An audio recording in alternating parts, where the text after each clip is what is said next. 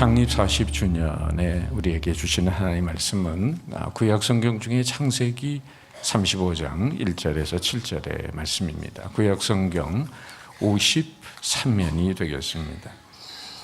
구약 성경 53면 창세기 35장 1절에서 7절의 말씀입니다. 이 계시의 말씀을 봉독할 때 살아계신 하나님의 음성을 들으실 수 있기를 바랍니다.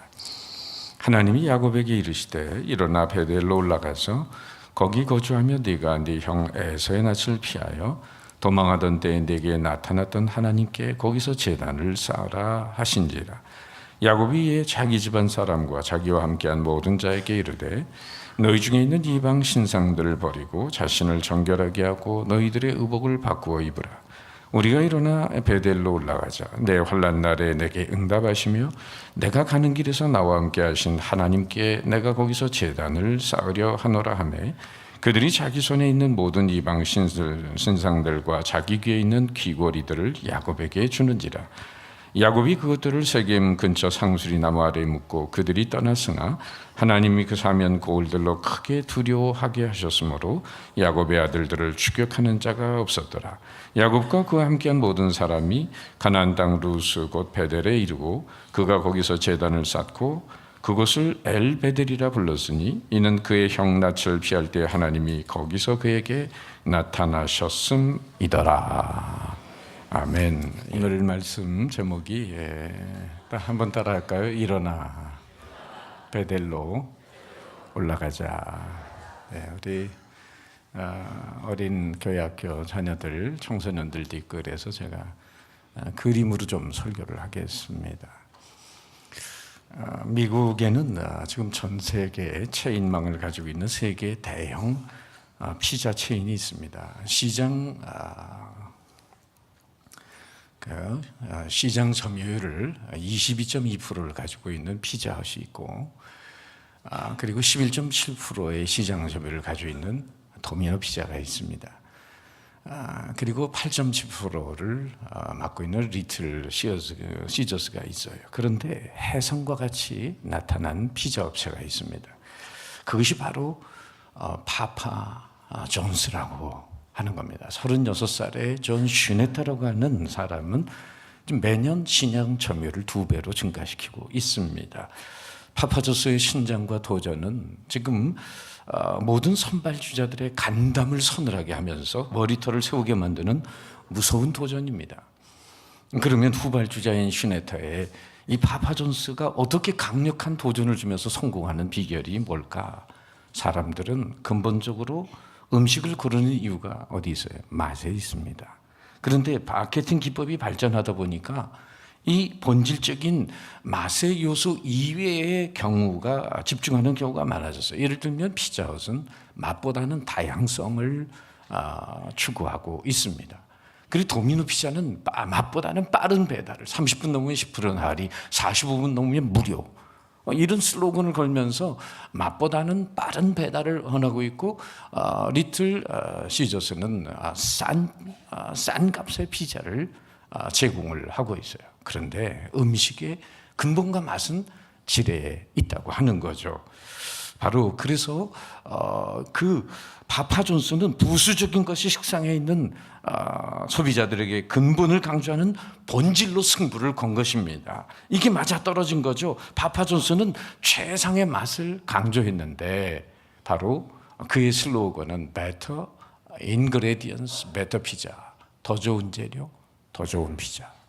이런 슬로건을 캐치프레이즈를 걸고 그렇게 전진함으로 결국은 최후의 승리를 이루는데 최후의 승리는 결국 기본에 충실한 자에게 돌아가는 거다. 이런 책도 있어요. 어려울수록 기본에 미쳐라. 어려울수록 기본에 미쳐라.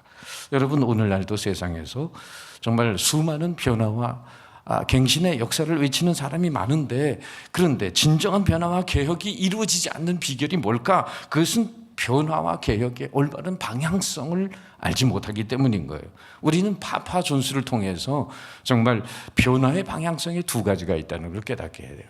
그것은 뭐냐면 첫째는 진정한 변화는 외형적인 변화 이전에 내적인 변화가 우선돼야 된다. 무슨 사건 터지면은 사람 경질한다고 그것으로 문제가 해결되는 거 아니잖아요. 문제는 밖을 고쳐서 안이 달라지는 게 아니라 안을 고쳐서 밖을 변화시키는 것이죠. 돈과 출세와 명예가 문제가 아니라 문제는 죄와 양심과 인격이 달라져야 된다.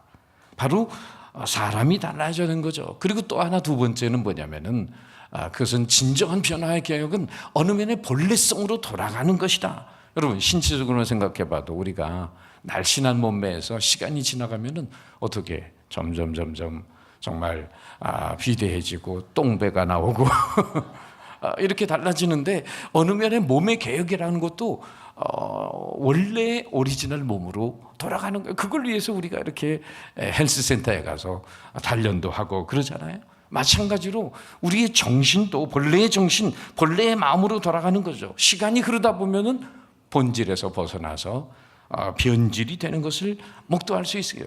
그리고 사랑하는 사람들이 만나서 처음 결혼할 때는 정말 평생 목숨을 내줄 정도로 그렇게 사랑하잖아요. 그런데 왠지 시간이 지나가면서 이게 사는 거야, 마는 거야 이러면서 이제 뒤틀어져 있는 모습을 보게 되는데 왜 그래요? 처음에 순수했던 그 사랑의 마음 어디로 갔는지 다 사라지고 많이 세상 것에 동화되다 보니 본래에서부터 멀어졌다. 그러니까 부부들이 가끔 처음 만났던 자리, 그런 자리도 좀 가볼 필요가 있어요. 마음을 새롭게 하기 위해서. 저희 교역자들이 지금은 많이 글로 가진 않지만 가끔씩은 그래도 가지만은 전에는 우리 교역자들 데리고 제가 산정우수로 많이 갔습니다. 거기에 하나 콘도가 있는데 옛날엔 뉴스 호스텔이었거든요. 바로 왜 이렇게 교육자들을 데리고 제가 이 산정호수로 수련회를 교육자실 많이 갔냐? 여기서 제 아내와 눈이 맞았거든요. 바로 이 유스 호스텔 있을 때 소망교회 고등부 수련회에 보조교사로 갔다가 거기서 눈이 맞은 거예요. 할렐루야. 첫사랑의 자리로 자주 가볼 필요가 있어요. 언제나 처음 마음 순수했던 생각, 그 모습으로 돌아가는 것이 개혁의 의미를 가지고 있는 거죠. 초대교회로 돌아가는 게 교회의 개혁이 돼요. 그러면 야곱의 일생을 좀 생각을 해보면은 야곱은 여러분 팥죽한 그릇에 이 장자의 명분을 그 판에서에게 장자권을 사게 되고 그리고는 아버지를 속여서 눈속임에서 축복권을 받아냈어요. 그리고는 이제 먼 외삼촌 라반의 집으로 가서 20년의 세월을 보낸 거예요. 거기서 이제 뭐 부자가 되고 해가지고 결국은 고향으로 돌아오게 됩니다. 그런데 이 에서의 낯을 피해가지고 먼 길로 외삼촌 라반의 집으로 갈 때 이 미지의 길, 모르는 길 가다가 너무 두려웠어요. 근데 거기에서 베델이라는 곳에서 꿈을 꾸게 됩니다. 천사가 오르락내리락 하는 그런 장면을 목도하면서 그는 하나님 앞에 이런 서원 기도를 드립니다. 무사히 돌아오기만 하면. 아까 드라마에서도 좀 비슷한 장면이 나오죠. 무사히 돌아오기만 하면 어떻게 어떤 소원 기도를 드리면 단을 쌓고 기름을 붓고 11조를 드리겠습니다. 이런 아주 거룩한 결단을 하게 됐어요. 그런데 문제는 막상 고향으로 돌아오다 보니 하나님과 그 다짐했던 첫사랑의 자리를 잃어버리고 이 세김라는 곳에서 장막을 치고 땅을 사고 부동산 투기 소위 하면서 안정된 생활을 하고 있었습니다. 그런데 하나님과의 그 어려웠던 그 시간에 가졌던 약속을 잊어버렸던 거죠. 근데 이 약속을 상기시키는 그런 사건이 가정에 생겨납니다. 그게 뭐냐면은 야곱의 딸 하나밖에 없는 디나의 강간 사건이 일어나는 거예요. 그래서 이 강간 사건 때문에 고심하고 있는데 그때 바로 오늘 이 말씀이 들려오는 겁니다. 같이 한번 읽겠습니다. 다 같이 시작. 하나님이 야곱에게 이르시되 일어나 베델 올라가서 거기 거주하며 네가 네 형 에서의 낯을 피해 도망하던 때에 네가 나타났던 하나님께 거기서 제단을 쌓으라. 그 얘기는 무슨 얘기냐면은 바로 그 언약의 자리, 첫사랑의 자리, 하나님께 충성을 다님했던 그 서원의 자리로 돌아가라. 베델은 정말 야곱의 생애는 베델에서 시작해서 베델로 끝난다고 해도 과언이 아니에요. 간교하고 비겁했던 한 도피자가 하나님의 언약의 상대로 부름받은 곳이 베델입니다. 베델은 하나님의 집이란 뜻이죠. 벳이 집이고 엘이 하나님이고 하나님의 집 베델을 잇고 세상 재미에 그 심취했던 야곱에게 딸 디나의 강건 사건을 통해서 하나님과의 뜨거운 만남을 가졌던 그 사랑의 자리, 언약의 자리, 결단의 자리로 다시 돌아가라고 하는 거죠. 여러분은 혹시 그런 약속을 어려울 때 하나님께 드리고 잊어버린 사람은 안 계십니까? 이 위기만 극복하게 해주시면 제가 충성하겠습니다. 그런데 하나님의 축복을 받아 평안히 살고 나서 그 다짐했던 것을 잊어버리고 계신 분은 안 계세요. 계시록 2장 3절에 보면 에베소 교회를 향한 칭찬과 책망이 나옵니다. 자, 이런 기절이죠. 네가 또 참고 내 이름을 위해 견디고 게으르지 아니한 것을 아노라. 여긴 칭찬인데 그 다음 그러나 너를 책망할 것이 있느니 너의 뭘 버렸다고요? 처음 사랑, 처음 열심, 처음 사랑, 처음 마음을 어느새 버렸다는 거예요. 창립 40주년을 맞이하는 예능계 성도들, 바로 오늘 이 하나님의 음성을 들으셔야 합니다. 일어나 베델로 올라가라. 일어나 베델로 올라가라. 그 첫사랑의 자리로, 그 아름다운 헌신을 다짐했던 그 자리로 돌아가라고 하는 겁니다. 하나님은 자신의 야곱에게 다 소원을 들어주셨음에도 불구하고 배부른 현실에 안주하면서 여기가 좋사오니 천년 만년 살고 지고 하면서 하나님과 약속을 잊었어요. 야곱이 진정 가야 할 바른 방향 감각을 상실했을 때 불어오는 가정의 풍랑은 하나님과의 약속을 잊고 사는 야곱에게 참된 신앙의 바른 방향을 제시해주고 참된 이스라엘, 참된 성도로 살아가는 그런 만드는 하나님의 은총적인 사건이었어요. 뒤에 10절 말씀에 보면 이런 말씀이 있어요. 같이 읽어봅니다. 시작. 하나님이 그에게 이르시되 내 이름이 야곱이지만은 내 이름을 다시는 야곱이라 부르지 않겠고 이스라엘이 내 이름이 되리라. 야곱은 세상 이름이죠. 이스라엘은 하나님이 새롭게 주신, 오늘로 말하면 성도, 그리스도인이라는 이름이죠. 오늘 신앙인들이 세상 사람으로만, 야곱으로만 살지 않고 하나님과 다짐한 가운데 이스라엘로 살아가야 된다. 영적인 이스라엘, 참 그리스도인으로 살아가는 그런 삶이 예기치 않은 인생의 풍랑이 불어오면서 우리를 깨워주시는 하나님의 음성이 있는 것입니다. 방송국에 다니면서 앞날을 창창하게 열심히 일하면서 달리던 한 젊은이가 있었는데 지방에 사는 어머니가 이런 엽서를 보냈답니다. 거기에는 이렇게 쓰여 있었어요. 사랑하는 아들아, 너무 질주하지 마라. 그러면 좋은 경치를 볼 수 없단다. 너무 질주하지 마라. 그러면 좋은 경치를 볼 수 없단다.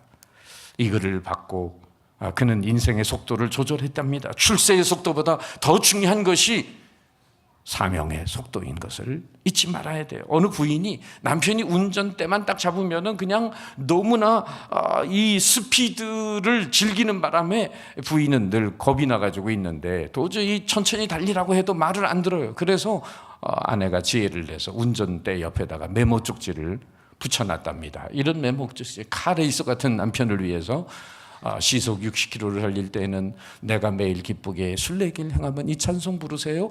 80km로 달릴 때는 날마다 주께로 더 가까이 부르세요. 시속 100km로 달릴 때는 나 이제 갑니다. 내 집을 찾아. 시속 120km 달릴 때는 요단강 건너가 만나리.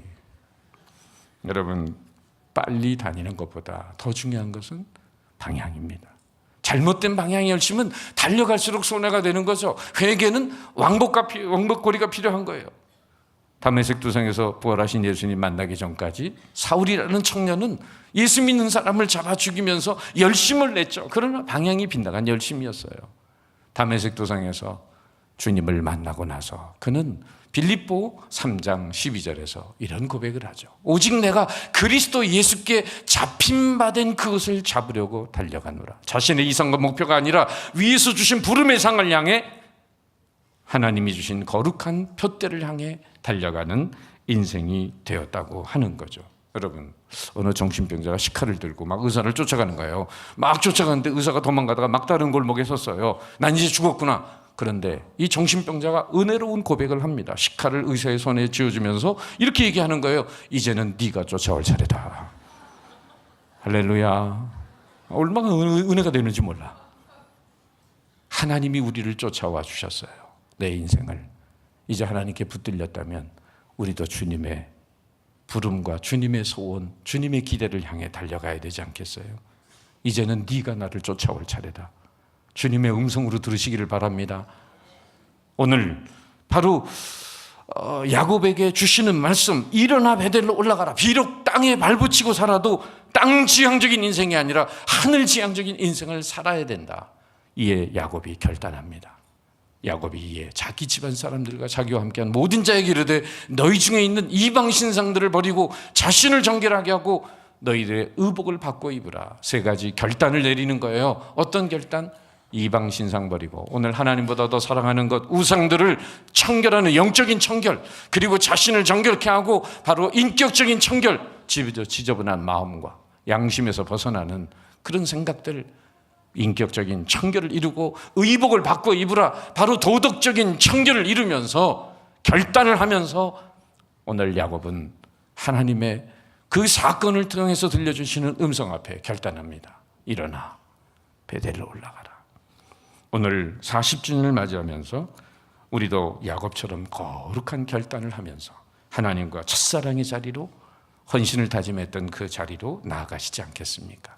따라합시다. 일어나 베델로 올라가라. 우리 다 같이 기도하겠습니다.